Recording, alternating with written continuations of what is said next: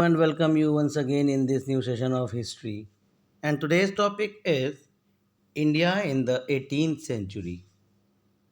So now let's start with the topic.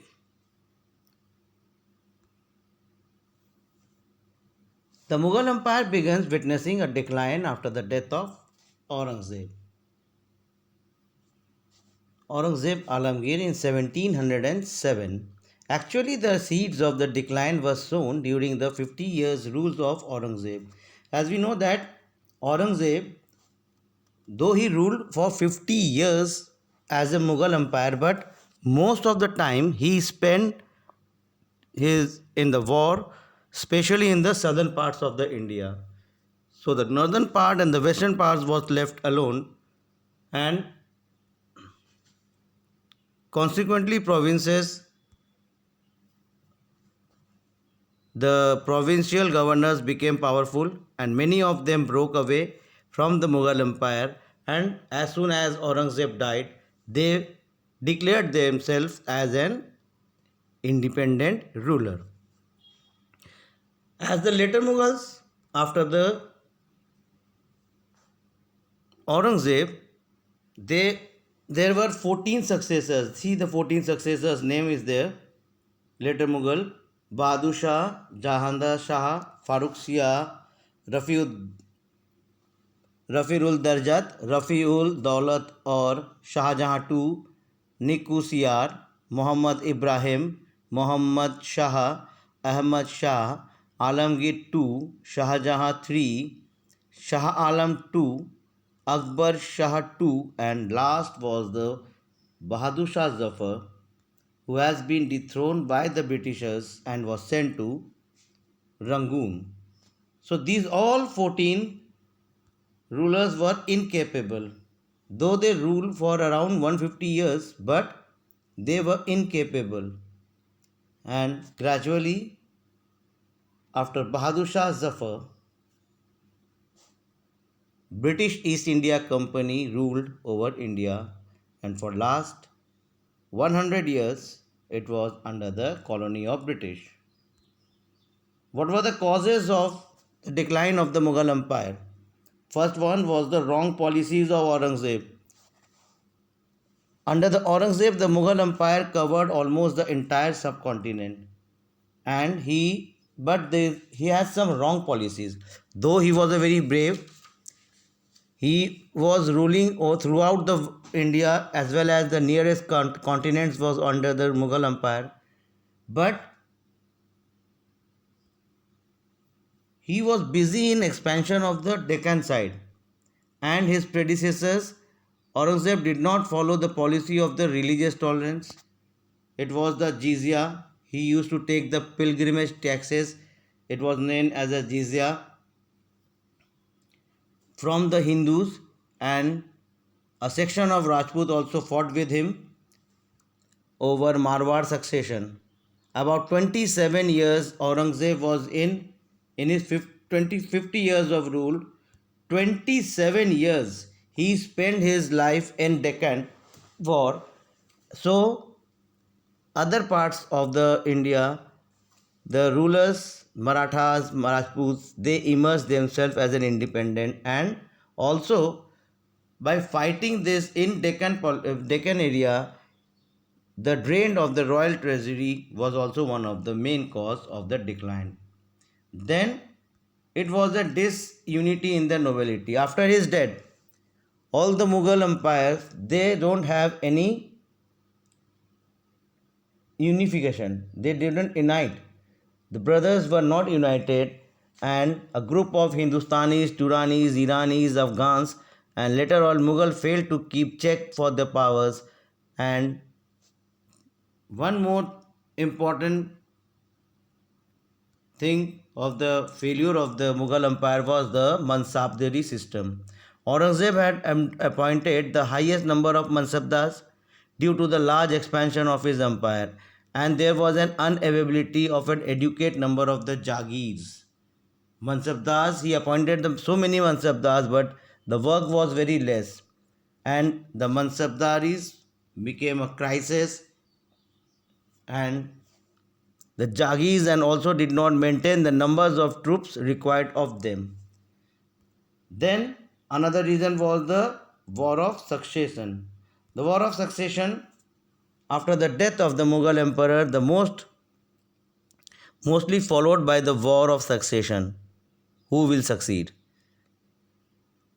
And there were many claimants of the throne. These were created instability in the empire. There was no stability. As you have seen here in the last page, I have shown you that in the year 1719 there were 4 rulers. No one was ruling seriously actually. So, and another point is inefficient pleasure seeking successor. All the later Mughals were not a pleasure successor. And as soon as Aurangzeb died, Nadir Shah and Ahmad Shah Abdali, they invaded India. Nadir Shah, the ruler of Iran, and the ruler of Afghanistan, Ahmad Shah Abdali. Nadir Shah was invaded India in 1739 during the rule of Muhammad Shah. He defeated the Mughal army, inflicting the blow to power and prestige of the Mughals. Nadir Shah returned Iran with a huge booty, including the Shah Jahan's peacock throne. His peacock throne, Takht-e-Tauz, and the Kohinoor diamond. It was taken by the Nadir Shah. Ahmad Shah Abdali raided India many times from 1757 to 1769. During this 4 years, he invaded 29 times he raided, and the Mughal army was weakened. Mansabdari crisis was there. So Ahmad Shah Abdali, he came to India, he ruined India and went back. In the meantime, in the western side of India, Marathas was emerged. Maratha emerged as a strong contender of the defining the Mughals. Shambhaji in the battle, Shivaji's son and successor Shambhaji in the battle with Aurangzeb, Shambhaji's son Shahu was arrested by the Aurangzeb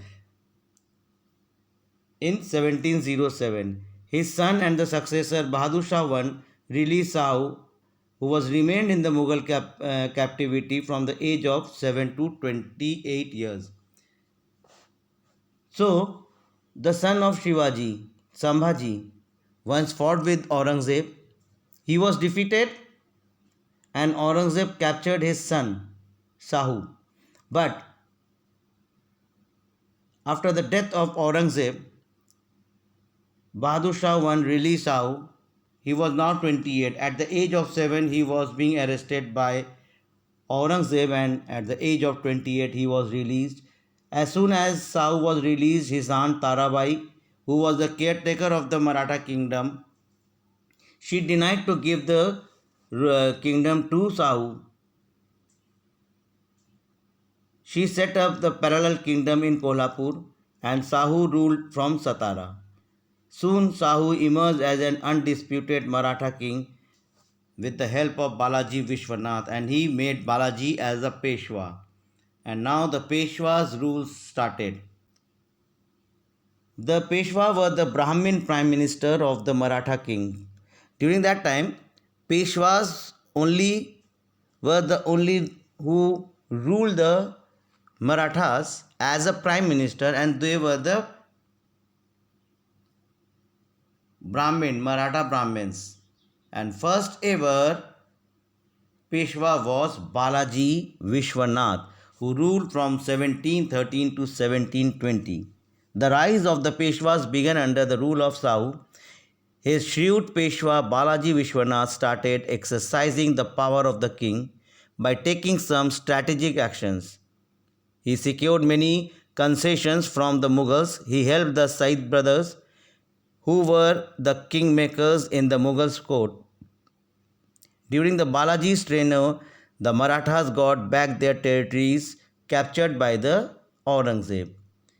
They were also allowed to charge two types of taxes. One was chauth, it is very important. One is chauth and another is Sardesh Mukhi from the farmers in the six Mughal provinces. The second one was Bajirao I. He ruled from 1720 to 1740 as a Peshwa. He was the son of Balaji Vishwanath, and Sahu chose his son as a Peshwa. Bajirao I is credited for transforming the Maratha kingdom into an empire. It was the Maratha kingdom in Satara. Now it became a empire. He led the Marathas in from Gujarat, Bundelkhand, whole of Malwa. He captured Salsette Island and Bassein Fort from the Portuguese. He also forced the Nizam of Hyderabad to grant tax collection rights to Maratha in some Deccan provinces. In another significant development of Bajirao I created the Marathas Confederacy by dividing the Maratha Empire into different regions.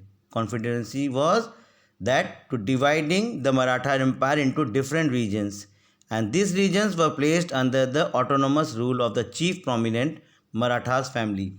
This Maratha Confederacy was that Bajirao I divided the Marathas kingdom empire into a different regions, and these regions were given to the chief of the prominent Marathas families like Sindhias, Holkars, Bhosles and Gaikwads.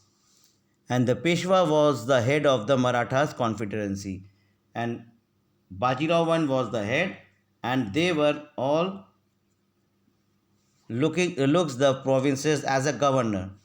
Then came the Nana Sahib Peshwa or Balaji Bajirao. From 1740 to 1761, Bajirao I was succeeded by his son Balaji Bajirao. A significant development of his tenure was the declaration by Sahu at the time of his death in 1749 that the Peshwa would be the ruler of the Maratha Empire. And when in 1749 Sahu died, before his death he declared that from today onward this Peshwa will be the main ruler of Marathas. Thereafter the seat of Maratha power was shifted to from Satara to Pune, and the capital was shifted to Pune from Satara. The Marathas have never recovered from the Panipat defeat. The third battle of Panipat was fought, and where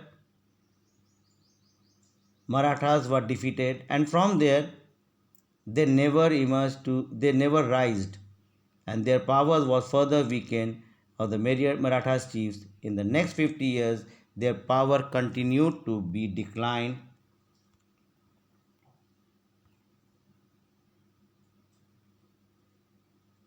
The Marathas never recovered from the Panipat defeat, and their power was further weakened with the various Marathas chiefs asserting their independence. And in the next 50 years, their power continued to be declined, and finally in 1818, they were decisively defeated by the Britishers who occupied most of their empire. So that's all for today's session. We will once again meet in our next session. And till then, have a nice day and take care of your health.